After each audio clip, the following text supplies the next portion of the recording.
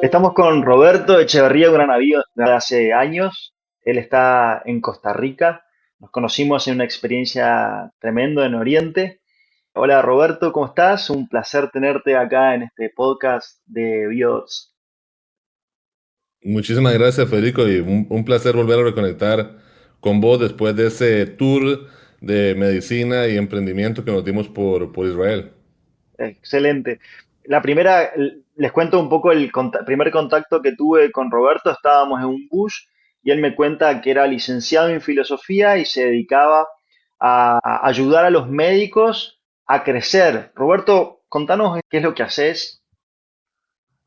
Sí, a mí lo que me pasó, Federico, fue una cosa muy extraña y siempre caigo mal cuando me presento. Mi plan era nunca trabajar, a mí me gustaba leer Shakespeare y leer a los clásicos en Salamanca y de repente estudiaba filosofía. Entonces mi vida era nada más leer y estar en ese mundo, pero hubo un accidente bastante potente que fue que mi familia tuvo una quiebra y ese fue para mí el MBA muy potente porque muy rápidamente tuve que aprender y decir, ok, bueno, ¿qué hago en el mundo? Y eso es hablando con médicos, es una excelente medicina para poder convertirte en un emprendedor.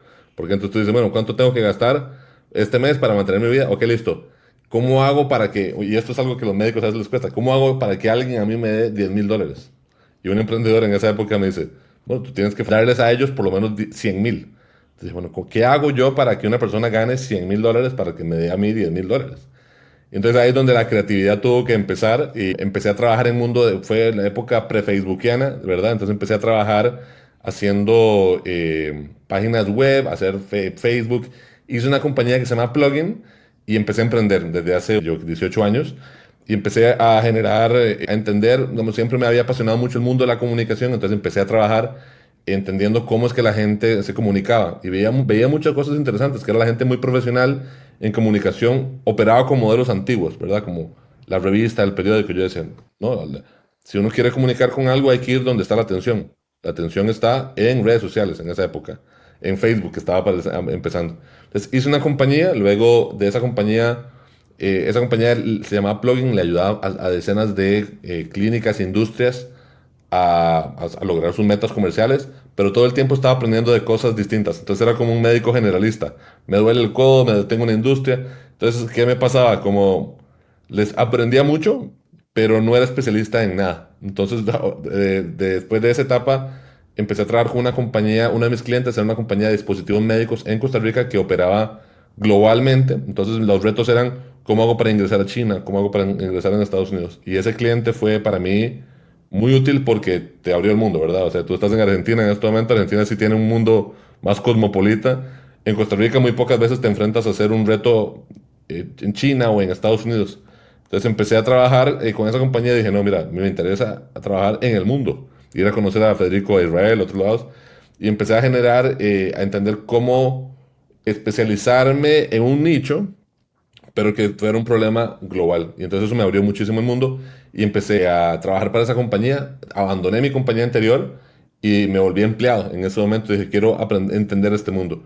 Y en esa área surgió una de las cosas que estoy haciendo en este momento, que es entender de manera muy profunda cómo es que los pacientes y cómo es que los médicos toman decisiones sobre su salud o sobre cómo un médico utiliza las herramientas digitales para poder posicionarse y poder crecer comercialmente, pero también para crecer comercialmente principalmente lo que tiene que hacer es ayudarle a decenas, cientos, miles, millones de pacientes. Entonces, sí, es una compañía que se llama Flow Results y lo que nosotros hacemos en este momento es ayudarle a dueños de clínicas y a especialistas a crecer y nos obsesionamos con eso. Ya estamos trabajando en Costa Rica, tenemos un equipo de como de 15 personas ya, más gente fuera del equipo que está en otros países y trabajamos en Costa Rica, en México y en Colombia. Entonces nuestra obsesión es ayudarle personal y profesionalmente a médicos especialistas a crecer, dermatólogos, urólogos, ginecólogos. Y ha sido muy apasionante porque los retos que tienen estos clientes para crecer son muy diversos, son muy interesantes. Siempre nos disfrutamos mucho porque trabajamos con gente muy inteligente, pero que tienen una vida complicada, ¿verdad? O sea, tienen que hacer todo al mismo tiempo. De un neurocirujano se esperan cosas muy locas, ¿verdad? Que te opera el cerebro, pero que al mismo tiempo también, si eres empleado de él, que te feliciten en el cumpleaños, que pueda aprender la ley laboral. Entonces es muy bonito y muy satisfactorio acompañar a muchos de los mejores especialistas de la región. En eso estamos. Como bien dijiste, la función principal del médico es ayudar a los pacientes en la asistencia de la salud, pero también múltiples otras funciones como educar, inspirar, agregar valor en la consulta y muchas otras cosas más. Y ahora aparece una nueva capa que es las tecnologías, las redes sociales, inclusive la inteligencia artificial. ¿Cómo pensás que el médico tenga que posicionarse para cumplir con esas funciones que vienen desde la época de Hipócrates, pero que tienen que ser adaptadas con las nuevas tecnologías? Yo voy a usar el caso un colega tuyo que se llama Mario González, que se van a llevar muy bien, que son, aquí en Costa Rica son los cirujanos top de la región, y el líder en temas de HOLEP, cirugía de próstata avanzada, y él tiene muchas de las características que para mí son dos cosas aparte. Ser un muy buen cirujano requiere un set de skills muy específico, ¿verdad? Es como en la película, un set de skills específico, que es muy disciplinado, algunos tienen que tener, bueno, tienen que tener cierto talento, cierta disposición, que yo, bueno, sobre esto, he visto muchos muy buenos cirujanos, pero no soy cirujano, entonces no puedo evaluarlo. Pero eso no es todo. Si tú quieres en este momento pasar a tener una organización a un equipo quirúrgico de gente, los skills que te hacen muy buen cirujano a veces no te ayudan, porque tú estás muy enfocado en lo micro, en cómo mejorar el detalle, en cómo ser perfecto, obsesivo, TOC.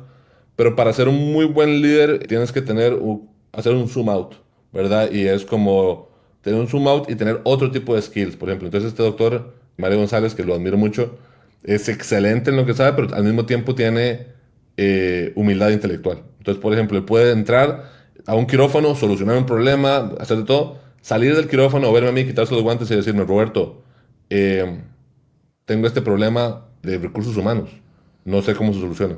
¿Qué opinas? Ah, esto. Voy a contrastarlo con lo que me dice mi abogado. Voy a contrastarlo con lo que me dice mi contador. Voy a hablar con Federico, que Federico, veo que él tuvo una empresa. Voy a escucharlos a todos y al final voy a tomar yo una decisión. Que es más como un presidente tomaría una decisión, ¿verdad? Un presidente diría como, ¿cómo hago yo para consultar, entender, saber dónde están mis puntos y moverme para allá? En el mundo de marketing digital y en muchas de estas cosas, tienen muchos problemas que tienen que solucionar al mismo tiempo, que es un cirujano exitoso, lo menos que tiene es tiempo, ¿verdad? O sea, entonces está todo el día en el quirófano, o con consulta, o en posquirúrgicos, o lo que sea. Llega a la casa, tiene su esposo o su esposa. Entonces, tiene muy poco tiempo, o su tiempo es muy precioso para poder investigar. Entonces, en este caso, qué sé yo, cuando te conocí en Israel, tú andabas un libro de Ray Dalio, que es un libro así grande, grueso, de un billonario, que no habla nada de lo que te enseñaron en la universidad, Federico, nada. O sea, habla de otras cosas, pero tú tienes la curiosidad intelectual, mira, ¿qué pasará con este tipo? ¿Cómo funciona? Pero eso requiere paciencia, inversión, ¿verdad? Si tú eres médico, tomaste la decisión de ir a Israel a aprender de algo que no todo te servía, algunas cosas sí. Entonces, esa capacidad de poder entender, bueno, primero, qué es lo que yo estoy haciendo en el mundo, para dónde voy, y dos, cómo es que voy a invertir sistemáticamente en aprender el conjunto de cosas que yo necesito para llegar allá. Y a veces muchas de esas cosas tienen que ver con recursos humanos, con liderazgo, con cómo convertirte en, los gringos le llaman un infinite learner, una persona que siempre esté aprendiendo y que todo el tiempo, digamos, este doctor Mario González, que lo admiro mucho, tiene 45, 50. Es como que tuviera 20. Yo le acabo de enseñar ChatGPT y lo usa en contra mía todos los días, ¿verdad? Entonces, es una figura que todo el tiempo es como, Roberto, eso que me está diciendo, ya lo pasé por ChatGPT y no, me pregunta estas cosas. Entonces, ahora mi equipo es como que le da la espada a alguien que la utiliza luego contra ti. Entonces, es cómo puedes mejorar eso. Pero a mí me encanta porque estás jugando en primera división. Y yo pienso que los médicos, los especialistas, digamos, tienen mucho estatus, están arriba en el mundo, en la cadena alimenticia de muchas cosas. Pero entonces es cómo poder todo el tiempo estar buscando cómo agregar de manera obsesiva y simultáneamente tener una buena vida, ¿verdad? Si no tienes una vida saludable y no eres una persona tranquila, pues yo no habría querido verte hoy, Federico. Yo digo, no, este Federico de Israel era insoportable, no quiero hablar con él. Entonces, cómo puede ser un muy buen doctor y al mismo tiempo usted estar feliz? Y esto lo digo muy interesantemente porque me ha tocado trabajar con muchos de tus colegas que son exitosos en casi todo, todos son personalidad A, ¿verdad? Entonces son exitosos en casi todo, pero al final son personas infelices y son personas que, digamos que no son respetuosos con equipo, pero no es divertido trabajar con ellos, no es apasionante trabajar con ellos. Entonces, Y eso si al final no tienes ese sentido de propósito o nada más estás buscando más dinero o que alguien o vengarte de una exnovia que te dejó en la adolescencia, diciendo que eres muy exitoso, todos sabemos racionalmente que eso es una muy mala receta para ayudarle a un paciente a tener una mejor salud. Solo alguien que hace filosofía puede conectar todas estas cosas. Y además son un montón de cosas. Hacer bien lo que hacemos, tener disponibilidad, ser humilde y encima ser felices. Pero básicamente de eso se trata la vida.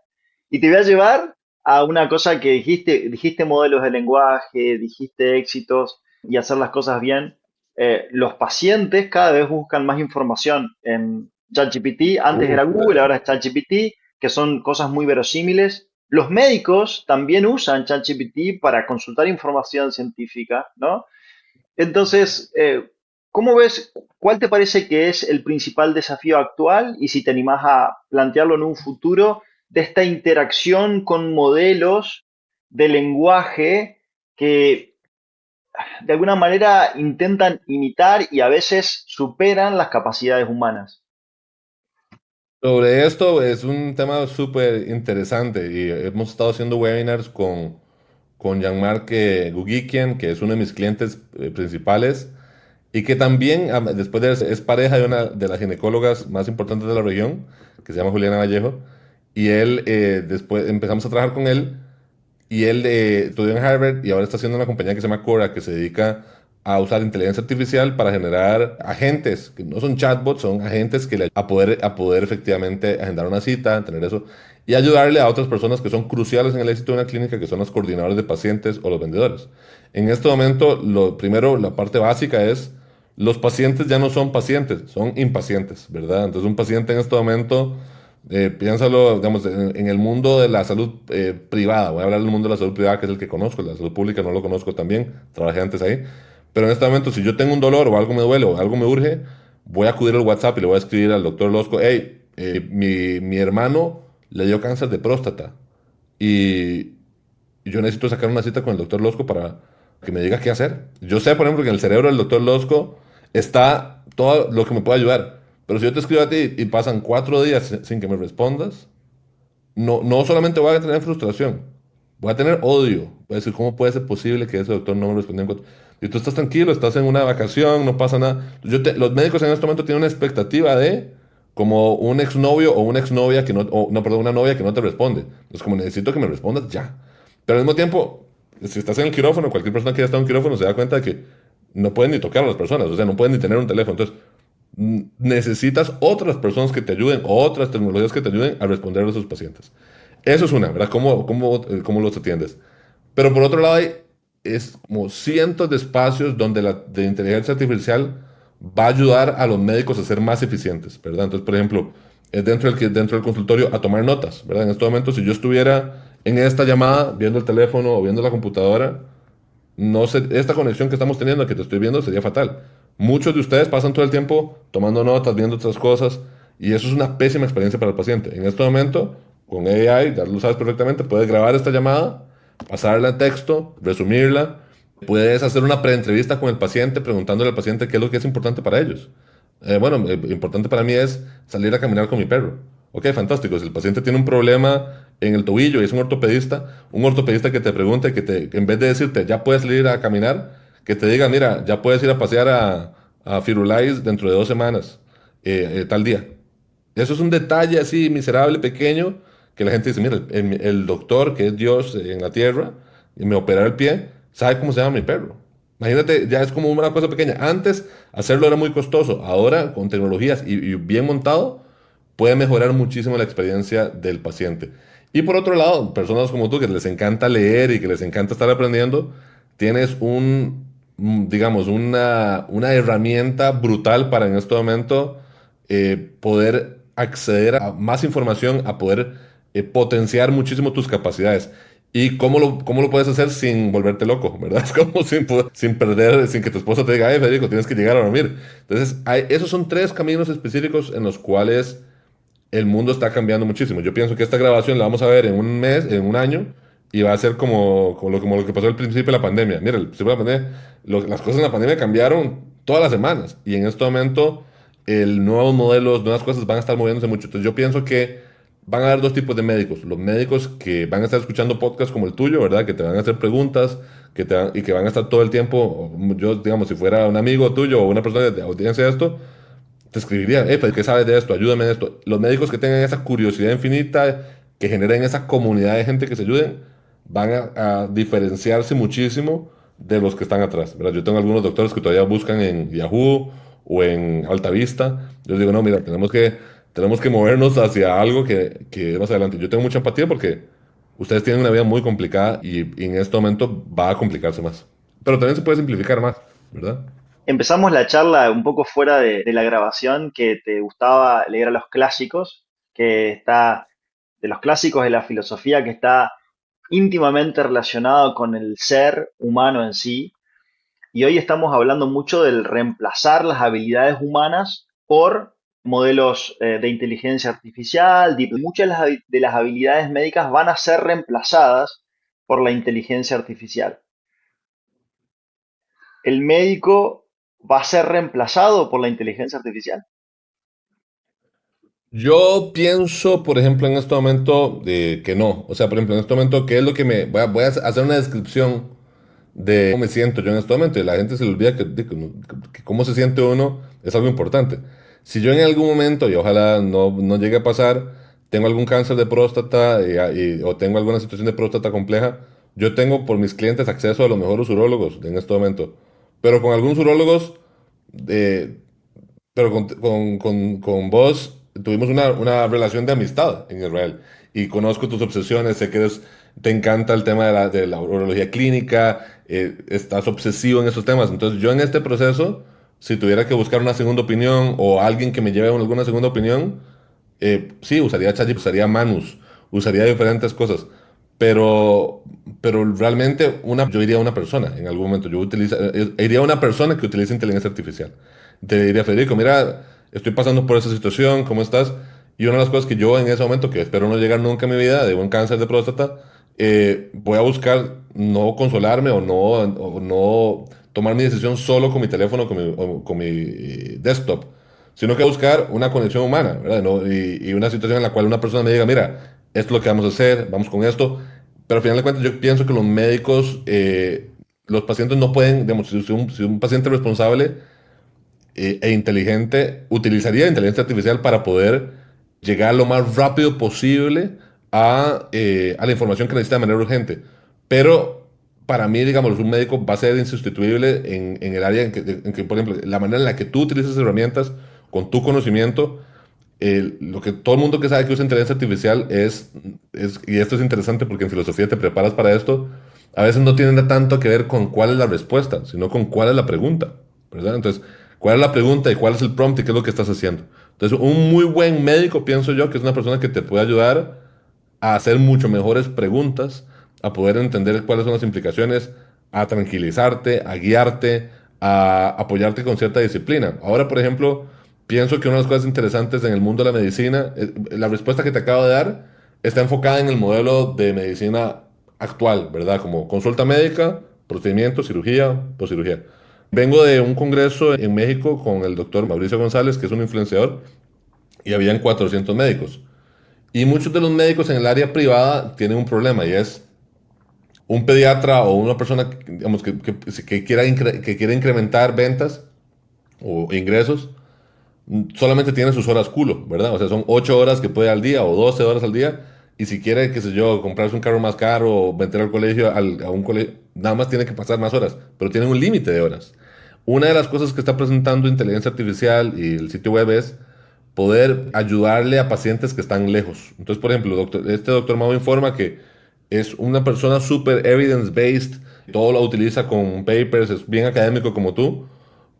Tiene la siguiente característica, él se obsesionó por el tema de que muchos de los pacientes diabéticos podían tener acceso a la mejor información del mundo, pero una de las cosas principales para tener una mejor salud es el cambio de comportamiento. Y todos los que hemos tratado de bajar de peso sabemos que el cambio de comportamiento es rudo. Yo en este momento, cuando hacía ejercicio hace unos meses, le pagaba a un entrenador personal y le pagaba por cada clase hecha.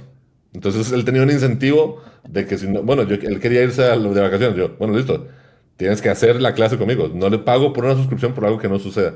Entonces pienso que, bueno, eso podría ser llamado outcome-based medicine, pero en este caso en específico, este doctor lo que hace es se da cuenta y se obsesiona por un problema y luego él siendo un doctor está haciendo una comunidad de pacientes que lo que buscan es mejorar el control de peso, el control de sus triglicéridos, que es algo difícil, ¿verdad?, de hacer en este caso. Entonces, eso lo vende y lo empaqueta por internet como una suscripción de $20 al mes, que incluye una llamada con el doctor Losco, incluye accesos a tus videos, incluye un montón de otras cosas. Y muchas veces lo que logró él como emprendedor fue identificar, sí, la consulta médica que estoy dando no es suficiente, sino que las personas, los pacientes necesitan más cosas. Eso es un producto de un médico que él dice, yo lo que estoy haciendo en esto no es medicina, no estoy recetando nada, no estoy haciendo consulta médica, estoy ayudándole a un paciente a hacer un cambio de comportamiento que yo sé que le va a mejorar su salud. Entonces es interesante porque él tiene que abandonar su prestigio y decir, todo lo que hago yo es medicina. No, estoy ayudándole al paciente a vivir de manera más saludable, haciendo algo que tiene que ver con cambio de comportamiento y cambio de vida. Entonces, pienso que en este momento las oportunidades tecnológicas presentan muchos caminos para poder agregarle valor a los pacientes, para poder generar una vida de mayor libertad para los médicos también, si ellos lo desean. Pero eso requiere romper muchos modelos mentales antiguos y entrar en una comunidad correcta. O sea, pienso que tienes que estar hablando con la gente correcta para aprender qué es lo que es posible. Si tratas de reinventar la rueda solo todo el tiempo, a veces puede ser difícil. Robert, esto se trata de unir los puntos entre la biología y la tecnología y la pregunta con la que terminamos siempre es, ¿qué puntos has logrado unir en toda tu carrera hasta ahora y qué puntos te gustaría unir en un futuro próximo?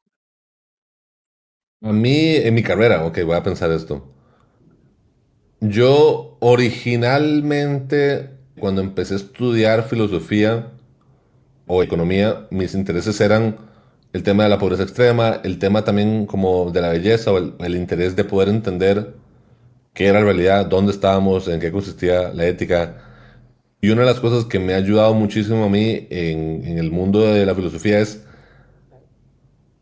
que para mí el estudiar cosas que no sirven para nada son precisamente cosas que te sirven para todo. Entonces, por ejemplo, en este momento he visto personas, médicos o empresarios muy, muy exitosos que hacen y ejecutan y ejecutan y ejecutan y llegan a facturar $2 millones.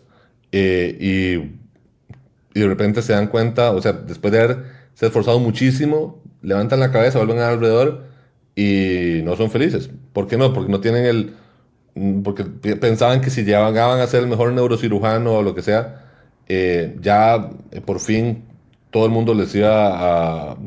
Llegan a tener el estatus reconocido, todo el mundo les iba a dar gracias. La persona en el colegio que les había hecho una mala cara los iba a llamar. Me dijo, ah, mira, doctor Losco, ahora que eres urólogo, que te quería pedir perdón por todo lo que te hice. No, eso no pasa, a nadie le importa. A nadie le importa que te hiciste el mejor urólogo de la galaxia. Entonces pienso que fue muy útil el hecho de seguir mi interés en el mundo de la filosofía y no esperar eso, que es algo que pienso que me ha ayudado mucho a agregarle valor a los clientes con los que estoy y también entender, no sé, me acuerdo cuando empecé a hacer esto en Flow, mi primera colaboradora, me senté con ella, yo quería tenerla motivada y contenta, entonces yo le dije, ¿cómo te sientes trabajando con Flow, trabajando con el doctor Federico, haciendo esto? Me dice, me encanta, tu metodología es muy interesante, me estoy contenta, pero y es una persona que tenía, en ese momento tenía como 22 años. Me dice, pero no sé si me motiva tanto nada más ayudarle a un doctor a ser más millonario. Entonces, ajá, ok, fantástico. Me pareció una respuesta muy, muy concreta, muy potente. Y yo, déjame ir a pensar sobre esto y la próxima semana hablamos. Me acuerdo que entonces llamé a algunos clientes.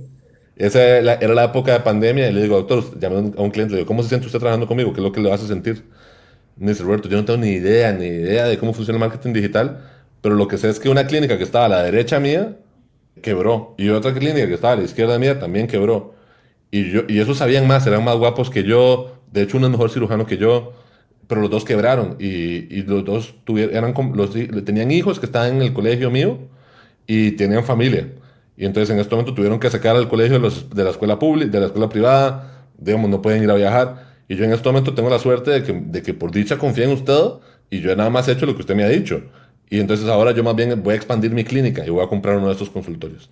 Entonces yo me senté con Carolina y le digo, mira, ¿cómo te sientes tú sabiendo que la gente que confía en ti y que tú le ayudas puede tener recursos para poder ayudarle a su hijo a estudiar mejor, a tener una mejor vida, y que los otras agencias no lo lograron? Me dice, no, mira, mira, eso me hace sentirme como que yo tengo estatus, soy bueno, ¿verdad? Soy bueno en lo que hago. Entonces pienso que, por ejemplo, que en el mundo del capitalismo, a veces ser muy bueno en algo no es como lo más importante de la galaxia, pero te da cierto estatus saber, yo me esfuerzo por efectivamente ayudarle a un tipo de persona y soy muy bueno en esto. Y entonces creo que encontrar ese propósito de poder servirle a otras personas y ayudarles bien es algo útil, interesante. ¿Será la finalidad de la vida ser muy bueno en algo? No, no lo sé.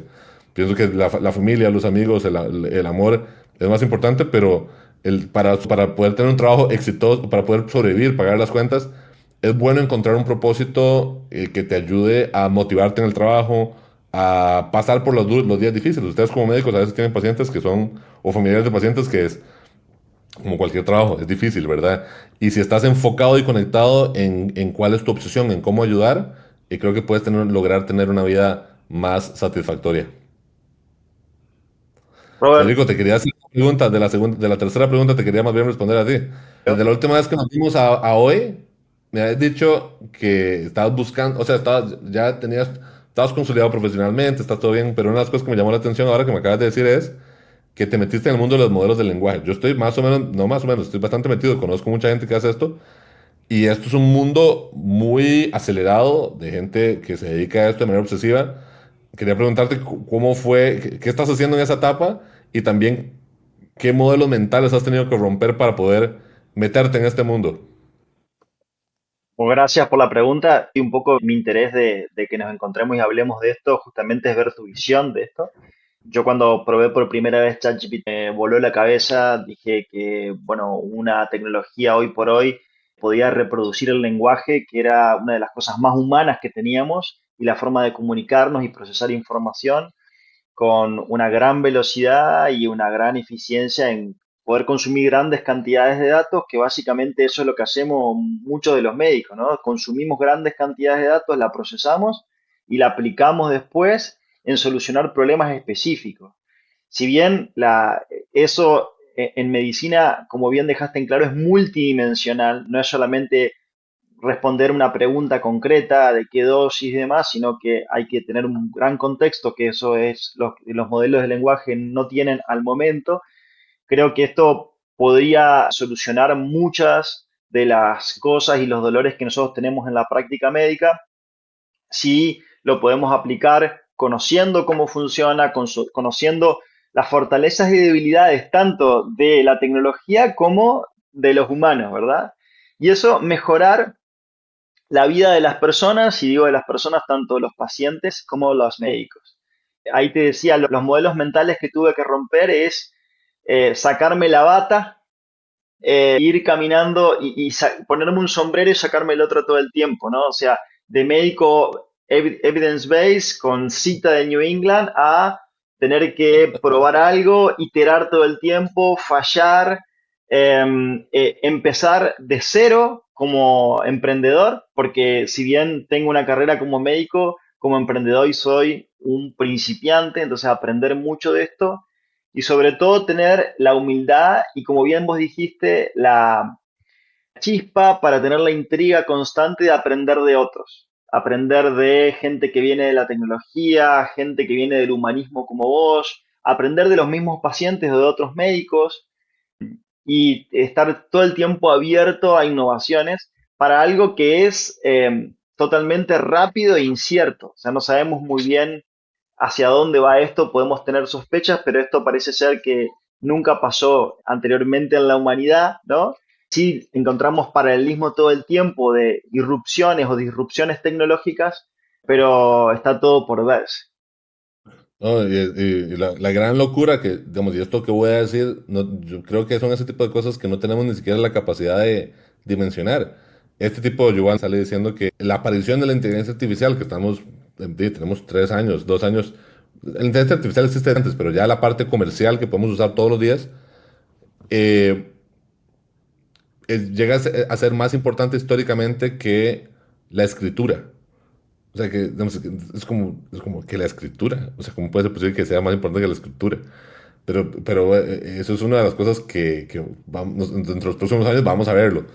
Y por otro lado, una de las cosas que te quería preguntar sobre, digamos, hablando sobre el tema de información y la importancia de un médico, fue una cosa que leí ayer y que tú como médico, urólogo, oncólogo, me parecería interesante escucharte. Esto es algo que leí, escuché, era un especialista hablando, pero es unas cosas que yo te las quiero preguntar a ti porque tú eres especialista. Es algo que yo no le preguntaría a ChatGPT. Entonces es la siguiente, y es, cuando hay un paciente que en este momento voy a inventar que es una paciente que tiene cáncer de seno o cáncer de próstata, y le dicen, vea, de acuerdo a la evidencia, si usted no hace nada, en este momento su probabilidad de seguir vivo y llegar o de vivir 10 años o vivir 20 años más es de él, pero para lo siguiente, si usted en este momento se hace el tratamiento de quimioterapia o el tratamiento radiológico, lo que sea, sus probabilidades de seguir vivo los próximos 10 años o 15 o 20 años aumentan al 88%. Y que es una de las cosas, digamos, obviamente con todo el costo de la radiología, de la quimioterapia, todas esas cosas que le va a alterar la vida. Y una de las cosas interesantes que he visto es, yo he llevado cursos de estadística, estudié economía, digamos, y lo que y una de las cosas que decía este médico decía, un diagnóstico de este tipo es un muy mal momento para empezar a aprender de estadística. Entonces, quería preguntarte en el caso tuyo, con ese tipo de cosas, si tuvieras un paciente, un familiar, que le dijeran esto, ¿cuáles son el conjunto de cosas que vos como médico aproximarías para que una persona tome una decisión de estas? ¿O qué piensas Buena, de esto? buena pregunta. La estadística se aplica a poblaciones o a grupos, no se aplica a un caso individual, ¿verdad? Y entonces, cuando viene un paciente y me dice, el equipo médico me dijo que tengo una supervivencia de 6 meses y usted, doctor, me hace mantener una vida plena hace 5 años, un poco lo que les digo es que sí, las curvas de Kaplan-Meier de normalidad están en el medio, la estadística, y después el 95% de las personas están distribuidas en esa curva, ¿verdad?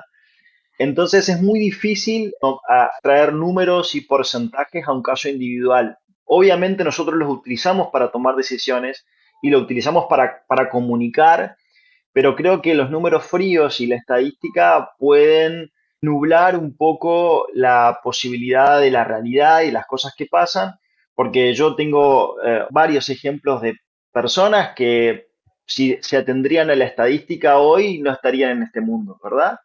Entonces, creo yo que los números fríos y la estadística obviamente es una cosa muy, muy importante para tomar decisiones, pero se tiene que utilizar como un aspecto más al momento de tomar decisiones, en conjunto con cuestiones personales, cuestiones ambientales, cuestiones de recursos, cuestiones propias de cada una de las personas.